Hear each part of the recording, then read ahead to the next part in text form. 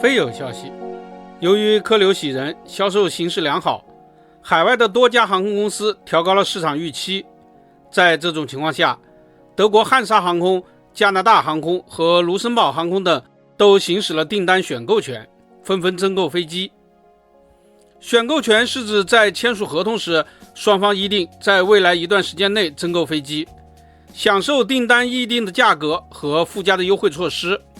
它在民航业很常见。例如去年底，国泰航空宣布订购30架空客 A330-900 时，就有消息说附加了30架 A330-900 的选购权。大韩航空前2周宣布的增购一批空客 A321neo， 也用的是2022年订购 A321neo 时确定的选购权。不过选购权也不是每次都会变成现实，要依据实际情况确定，并且选购权也必须在限定的时间内转化为确认订单，逾期不交定金的话，也就自然失效了。12月17日，卢森堡航空决定对去年的一份订单行使选购权，增购2架ERJ19512客机。这是巴西航空工业公司的新产品，客座数最高可达146人。但是据称，卢森堡航空将其布置为136座布局，并选择了 Recaro 的座椅。巴航工业说，这2架ERJ19512将于2027年交付，当时的订单中还有3架选购权，并且也可以选择更换为稍小一点的 ERJ19012。同样是支线客机，加拿大航空也行使了选购权，决定增购5架空客 A220-300 客机。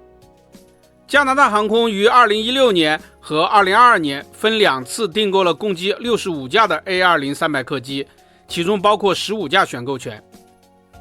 A220-300 与 ERJ12 是全球航司选择比较多的喷气式支线客机。从现在的订单情况来看， A220 比 ERJ12 要更受欢迎。A220 本来是加拿大庞巴迪的产品，称为 C Series， 但后来形势所迫，$1卖给了空客，在空客手中变成了 A220 系列，包括 A220-100、A220-300 和未来的 A220-500。该系列的部分备件可与空客 A320 系列通用，因此市场的适应性极高，极其利于开展业务。A220-300 最大可以载客150人，已经基本与 A319 相当，但是它1排5座，机身更细更省油。加拿大航空从2019年接收首架 A220-300 以来，目前已经拥有34架。加拿大航空为它布置了12加125个座位，在全国各地中小城市穿梭，效果非常好。本次行使选购权的5架 A220-300 据称将与前2次的订单合并，最迟于2027年底交付完毕。德国汉莎航空是经营的高手，汉莎集团也是欧洲规模最大的航空集团。最近汉莎航空业绩上升势头非常的明显，就算无法使用俄罗斯领空，导致机票价格较高，也依然客流汹涌。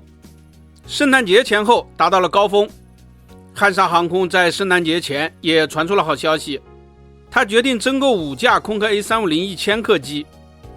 A350-1000 是目前空客公司在产的最大型号的客机，最多可以载客480人，每架售价高达$3.665亿。汉莎增购了5架 A350-1000，也属于行使选购权。他此前有一笔10架的 A350-1000 的订单，以及60架 A350-900 的订单。这5架的增购订单也将与原来的订单合并，预计最迟于2030年年底前交付。飞机的订购与交付的过程一般都很漫长，比如汉莎的这5架 A350-1000已是5年以后的交付计划。但是多家航空公司行使选购权增购飞机，应该是反映出大家对未来航空市场的判断长期向好。本期咱们就聊到这里，下期见。